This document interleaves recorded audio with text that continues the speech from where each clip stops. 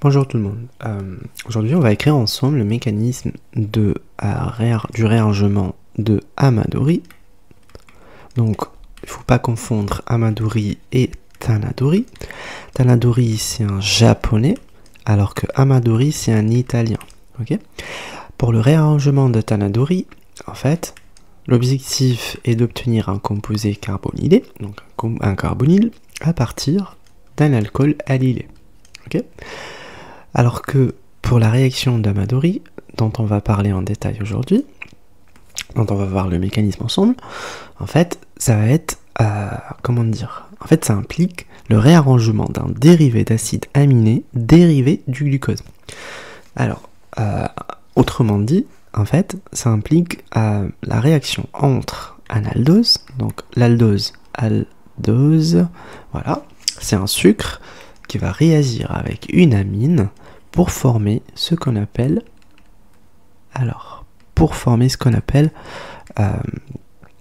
une cétoamine, en présence d'un catalyseur, par exemple catalyseur acide. Donc la cétosamine, c'est quoi? C'est ça, c'est un carbonyle, et en alpha du carbonyle, on a une amine. Okay, donc là, dites-vous que si vous mettez azote ici, donc là vous formez un amide. Okay, donc il faut faire attention, il y a un carbone d'abord et puis l'atome de l'azote. Donc on va essayer de voir ensemble le mécanisme. Alors juste avant, l'amine, en fait, il va jouer le rôle de nucléophile. Donc il va faire une attaque sur le carbone anomérique du sucre, et il y a à un moment donné OH qui va se dégager, donc ou une molécule d'eau, je dirais. Donc cette amine, elle peut être primaire ou bien secondaire, elle peut être aliphatique ou bien aromatique. Okay, alors pour le mécanisme, je vais juste dessiner ça. Ici j'ai mon azote, NHR. Ici j'ai un hydrogène, et là j'ai un OH et un hydrogène. Alors vous me dites ce que c'est ça? En fait ça c'est un sucre quelconque, ok, un sucre quelconque, un aldose plutôt. Voilà, vous avez ici OH, ça c'est le carbone anomérique, ça peut être, ça c'est alpha ou bêta, je me rappelle plus. Bon,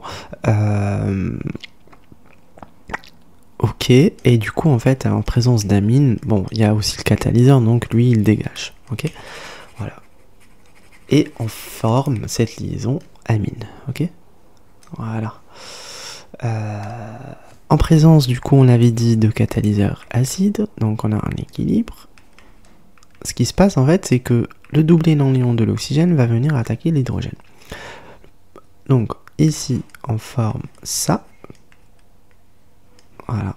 Ici, j'ai un OH, là j'ai un hydrogène, et là j'ai mon amine RH. Du coup, ici il manque cet hydrogène et un hydrogène et une charge positive sur cet oxygène. La prochaine étape, en fait, c'est la récupération de la densité électronique. Donc cet oxygène, comme étant,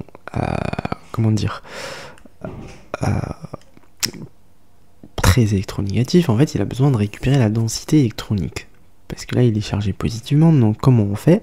On va déplacer ce doublé, et lui en fait il récupère cet électron. Donc là je vais redessiner ma molécule de cette façon.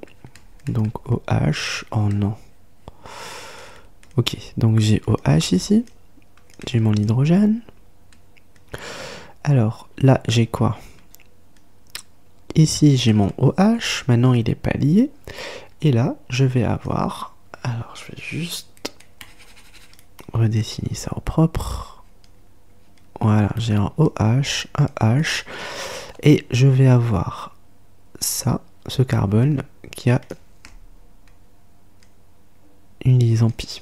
Ok, la liaison pi, ça vient de cette flèche. Ok, c'est le doublé non-lion de l'azote qu'on a délocalisé.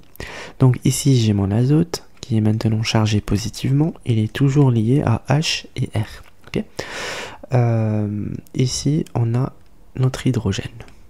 Voilà. Ce qui se passe après, en fait, c'est qu'on va perdre un proton. C'est-à-dire le proton que vous voyez là, alors on va plus l'avoir. En fait, on va faire juste comme ça. Alors, je vais changer la couleur. Voilà, on va faire comme ça. Et l'azote, il récupère la densité électronique. Donc, on continue. Voilà, équilibre. Pareil, de la même façon, j'ai un OH ici. Et là, j'ai quoi? J'ai mon OH, j'ai mon hydrogène. Et là, j'ai... pardon, faut pas que j'aille vite. Hein. Alors, j'ai mon OH ici. Et par contre, j'ai cette liaison que je mettrai en vert. Du coup, une liaison double. Ok. Donc, une liaison double. Et si je mettrais moins H+, pour voir que cet hydrogène a disparu. Donc, j'ai une liaison double. Et ensuite, je vais avoir ce qu'on appelle ça. Un azote RH. Ok. Là, mon azote, il est neutre. Parce qu'il a récupéré son doublé. Par contre, on a formé ce qu'on appelle un intermédiaire. Ça, c'est un énol. Vous reconnaissez l'énol? Attendez, ça marche pas. Bon, tant pis. Donc, ça, c'est notre énol. Ça marche plus. Alors, pardon. Je sais pas comment je vais faire. Attendez. Non. Ok. J'espère que ça remarche. Bon, attendez. J'arrête. Je m'excuse. Du coup, on était là. Du coup, je vous ai dit que ça, c'est ce qu'on appelle l'énol. Ok. Et du coup, l'énol, il n'est pas. En fait, il faut toujours une tautomérisation. Donc, comme ça. Et en fait, une tautomérisation vers la formation d'une cétone. Ok. Donc, je vous rappelle que voilà, pour le mécanisme, en fait, normalement, on met pas de mécanisme, mais en fait, en gros, ce qui se passe, c'est que le doublé non. Pardon. La liaison pi va prendre ce proton et nous on va récupérer là cet électron pour former une cétone. Donc en gros ici on va plus avoir une liaison pi mais un hydrogène, l'hydrogène qui était là. En fait il va se mettre là et là on va avoir une cétone. Ok. Alors donc nous ce qu'on va faire, je vais faire la même chose. Donc je le fais en noir. Lui alors on va pas prendre celui-là, pardon.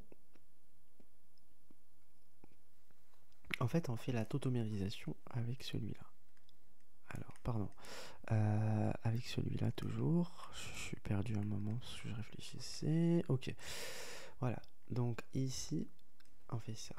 Ça donne quoi? Ça donne OH. Ça donne ça. Donc ici, j'ai ce carbonyle. Vous voyez là? Là, en fait, ça forme un carbonyle. Donc ça forme ces deux liaisons. Ok. J'ai mon oxygène. Et ensuite, je vais avoir... Moi, je vais le mettre en bas. Il était en... Tout ce qui est en haut, là, en fait, un carbone et un azote. Donc ici, j'ai mon carbone. Et là, j'aurai mon azote lié à un groupement R et un hydrogène. Voilà. Ça, c'est ce qu'on appelle le déoxycétone. Ok. Amino. Déoxycétone. Cétose, pardon. Cétose. Ok. Voilà, donc c'est ce qu'on s'attendait à avoir ça, l'aminocétose. Voilà.